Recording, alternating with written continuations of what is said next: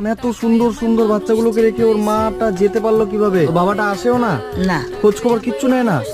ও গলু, রিক দে, তোমার মুখটা কই? এই যে তোমার মুখ। এটা আমি দিলাম। মানে আমি বুঝতে পারছি আপনার ভিতরটা ফেটে যাচ্ছে এই বাচ্চাগুলোর জন্য।